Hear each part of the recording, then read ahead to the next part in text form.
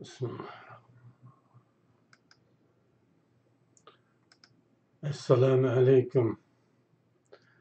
Aziz, muhterem Şarkı Türkistanlık qarindaşlarım.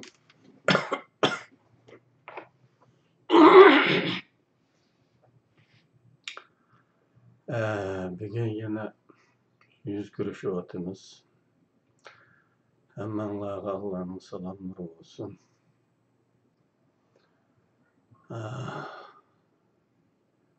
Allah'ın başınçilik, birlikte kıygan merhameti, iltifat için şükürler olsun. Bu bugün karşınlığa çıkkadek aldımı emesidim. Ama vədə qılınğan və təyyarlıq qılınğan bir mövzu bolğanlığı üçün nesiqəp ketmesin dep çıkıp kaldım. Görüvatqanыңlardek mövzu Uygurlardaki anarxizm xahişlerinin aq görünüşü. Anarxizm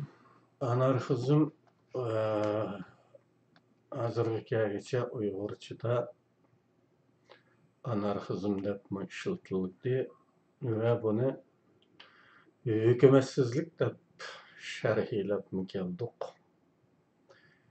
Hükümetsizlik yaki başbaşdağlık desem boldu. Umumen bir devletki hükümet olmagan bir muhit anarxizm. Eğer siz bir teşkilatçı bolsanız, elem içinde şunu his kıygan buluşunuz mümkün ki, Uygurlarda anarxizm xahişinin umumlaşıp ketkenligi. Aqidesizlik, ixlasının yokluğu, itaatının yokluğu qatarlık. Yani bir teşkilatçı bolgan vaqtыңızda tehim roşen his kıla alaysız. Bu teşkilatlarda yoki ma'lum maqsadlarda uyuşkan toplarda iş akmaslıqıdaki mühim sebeplerden biri. Belki en asaslıqı buluş mümkün. Uygurlarni iş kılanmamdikin deseniz, oturdu kılınıvatkan hel köp işlerini göreleysiz. O kadar köp iş var. Bir qarsanız. O kadar koludan iş kildiği adamlar köp. Ama bir muğmutüge toplanıp haman katıdığan iş olsa yok. Hem yakın gelişmeyimiz, hem bu adamdan tapqılı olmaydı, hem koludan iş kildiği adamlar intayın qahatçilik olap ketdi. Bularning hemmesi bizdeki hükümetsizlik xahişinin, anarxizmdan menbälenken. İlgiri ma'lum video söhbetimde dep ötkendim. Paydığı tizim kaldırıp koyduğun ticaretçi tipideki, fakatla tizim kaldırıp koyduğun teşkilatlarga, toplaga ve şuningdek başka organlarga tizim kaldırıplan koyduğun şunu bilen şiftidigan. Bu yerde bir mecburiyetinin bağlıqı yadığı yetmeydigan. Yani men bu misalını bergendim, paydığı tizim kaldırıp koyduğun ticaretçiler hakkıdaki bir misalını. Yani paydı çıkıp kalsa derhal bölüşüşke hazır boladigan, ziyan bolsa igi çıkmaydigan türdeki ticaretçilerdek bir xil tutun bu Uygurlarda. Ma'lum teşkilatga qatnaşdy diýilgende hiç qanday işqi kuluna hawar qılmaydigan ahwallar. Resmi äza bolgan bolsun ýa-ki şu teşkili kurulmagy tarapdarlyk meýdanynda bolsun, okşaşla iş tapşyrylgan haman üzden jirak kılışka, bir amal kılıp kutuluşka tırış xahişi. hech qanday vazifa olmaslik xohish. Bu aqida, ixlos, itoat qatorliqlarga chetildigan bo'lib, qonun tuzumlarga rozilik bildirib ma'qullashgan turibmi, yanada amal qilmaslik xohishlarining hammasi mana shu anarxizm xohishi emas. Qonun tuzum angliqligi masalasi. İnsanlar cemiyetinde kanunlar bir dille oturga çıqqanmı emas. Ta qadimki Yunan şehir devletlerinden buyan kun sir toluqlangan, muqimlashib bo'lgan bir madaniyat omilidir. Uyg'urlarning boshqa millatlarning boshqarishida bo'lganda itoatkor, o'z topida bo'lganda bevash bo'lishining sababi ana shunday madaniyat jug'lanmasiga aloqador bo'lib, madaniyat jug'lanmasi haqida eng az 2 videoda to'xtalgandim, yodinglarda bo'lsa kerak. Hükümetsiz, yaylaq hayatı, ovchilik xarakterini tashlamagan Uyg'urlarning birdilla qonun tuzum angliqligi, tashkiliy itoatkorlik engib bo'lishi mumkin emas. Shunga xuddi boshqa ijtimoiy to'plar yetakchi bo'lgan muhitda, shular bilan o'xshash madaniy ifodalarda bo'laligandek, yana tashkiliy tartib engimi ana shunday muhitda boshqalardan qilishmaydigandek ifodalanadi.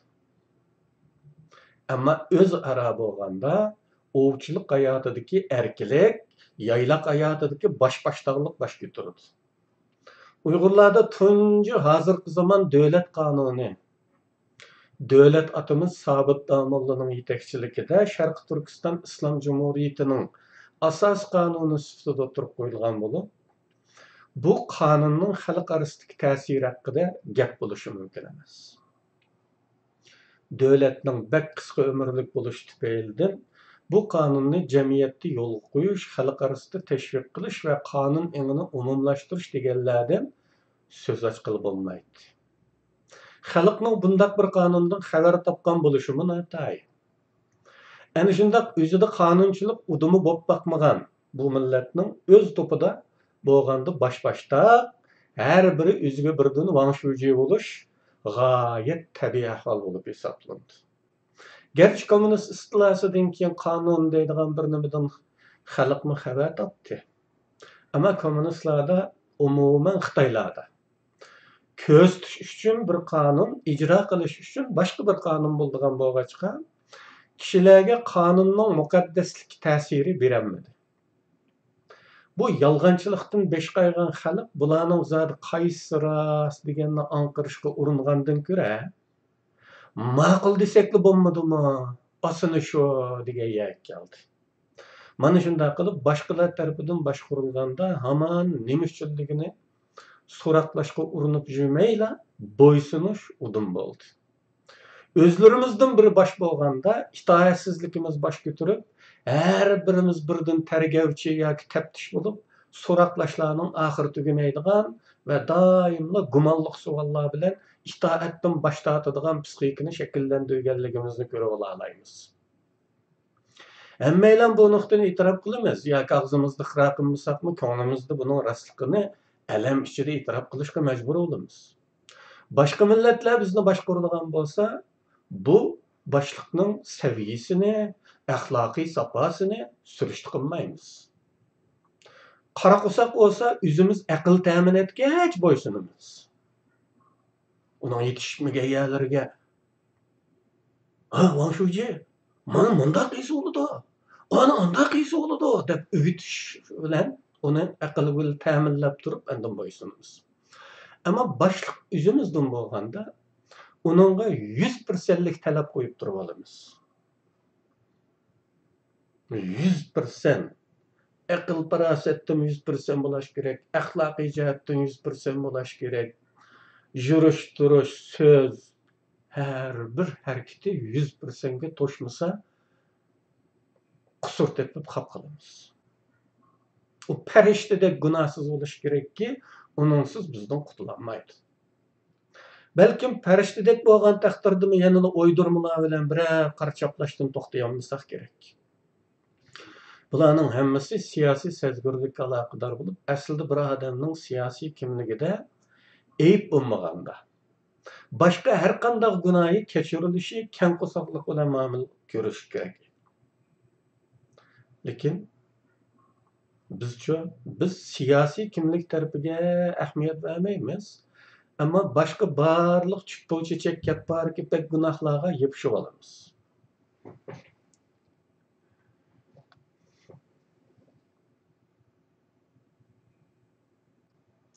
Bir siyasi maqsad uchun uyush kerak bo'lgan xalqda cho'qim bir siyosiy prinsipchanlik bo'lishi kerak.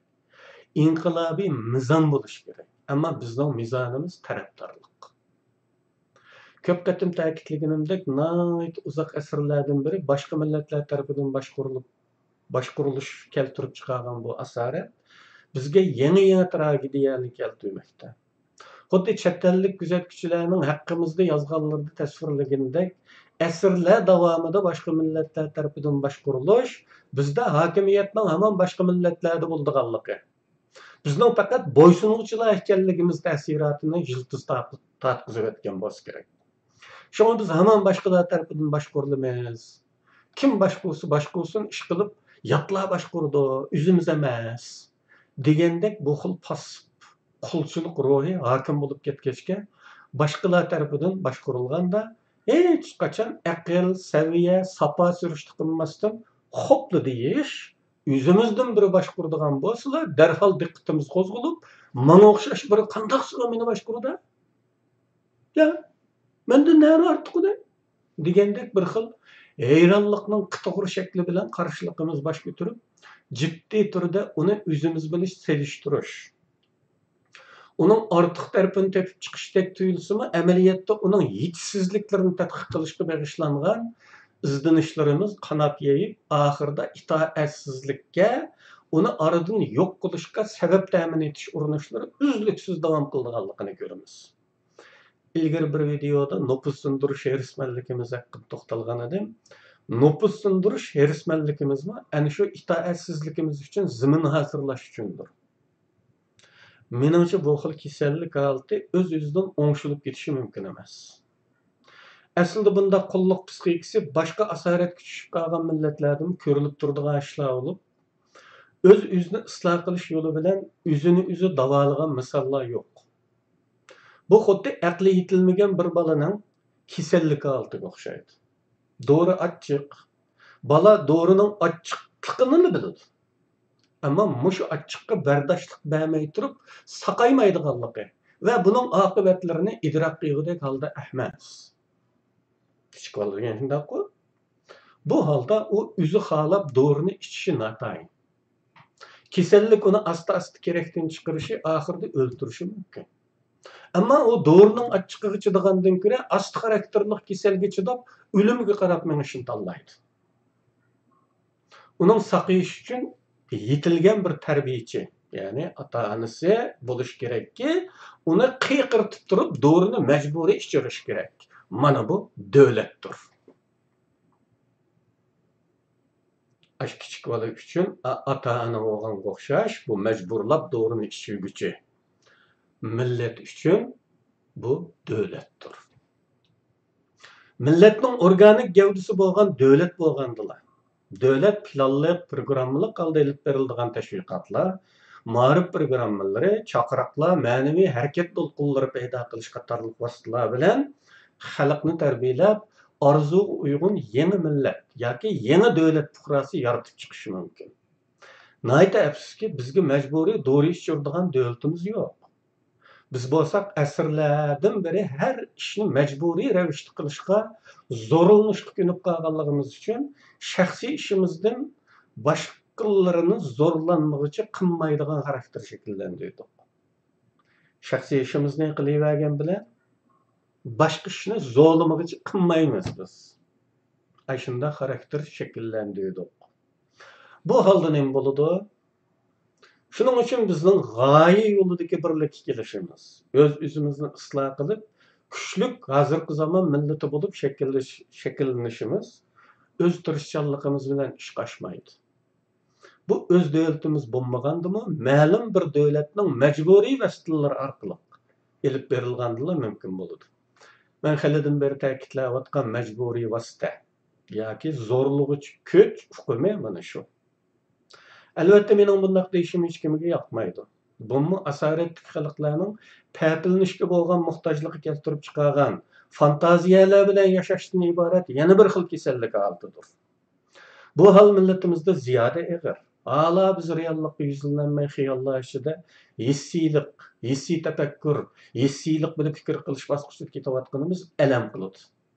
Biz qachon reallikni xiyollardan ayirib, shirin arzu bilan amaliyotni farqlantirib muomala qila oladigan bo'lganda, andin aqliy tafakkur qilishga boshlaymiz.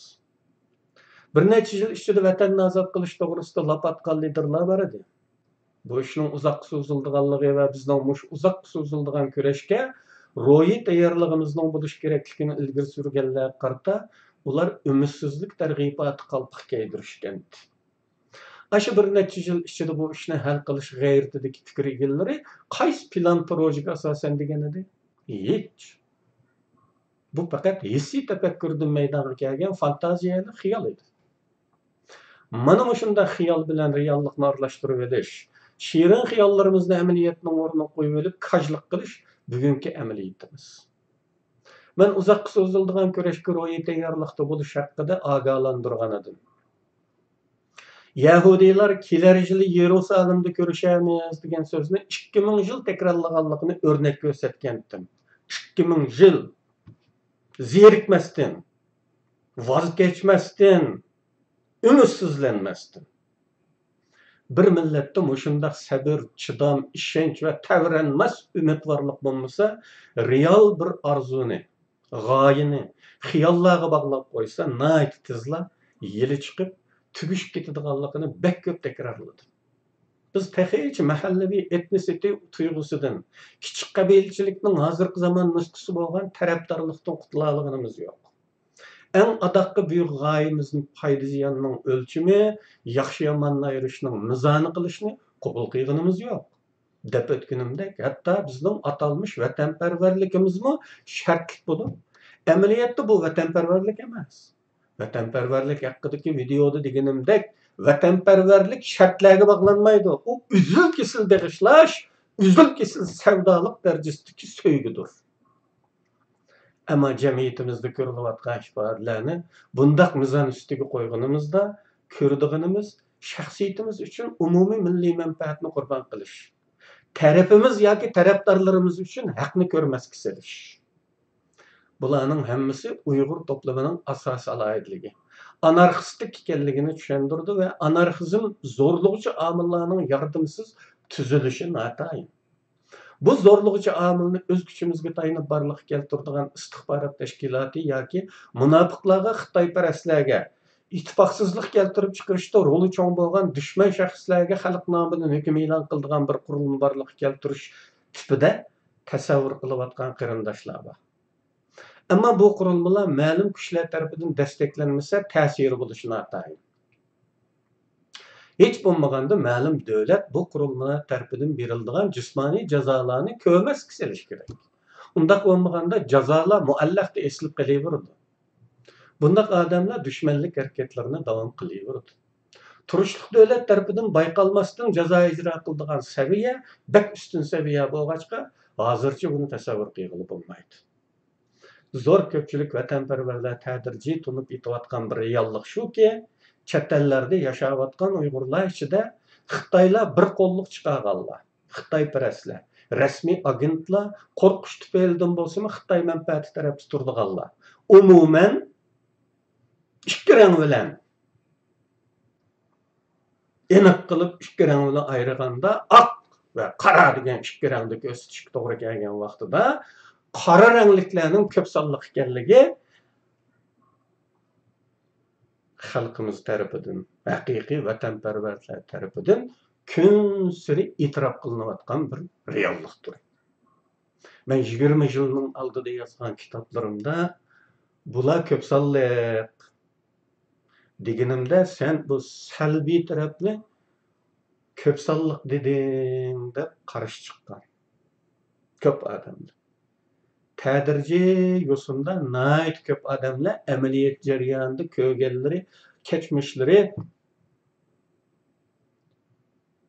har kun uchrab turadigan real vaqa, hadise, şahslar tüpeylidin bunu qabul qilishga başladı. Yani haqiqatan mı qara rangdagilar köp sonliq ekan deganni tunib yetmekte.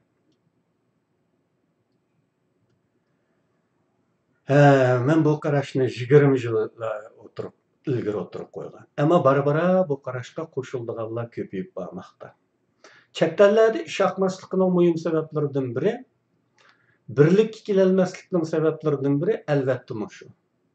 Agar bu qarash tasdiqlansa, ya'ni umumiy jihatdan qabul qilinsa, u holda yomonlarga hukm kesadigan bir qurilma yoki bir hay'atlar guruhi kimlardan tarkib topadi? Sotqinligisi yoki shunga o'xshash bir taftishlar guruhi nim bo'lsa, kimlardan tarkib topadi? Buningga qarilardan yuqorida ikki rang bo'yicha ikkilla turga ayirgan vaqtimizdagi qarilardan hech kim aralashmaydiganligiga qanday kafolat bor? Chunki ular umumiy to'plamda ko'p sonliq ekan, bu hay'at ichidami ko'p sonliqni egallab olmaydi deganga kim kafolatlik qila oladi? Agar bunday kafolat bo'lmasa, bu hay'atdami ular ko'p sonliqni egallasa, nim bo'ladi? Yaxshi odamlarning qaralanishi ishimizning texmi barbod bo'lishiga qonuniy yo'l bo'ladi.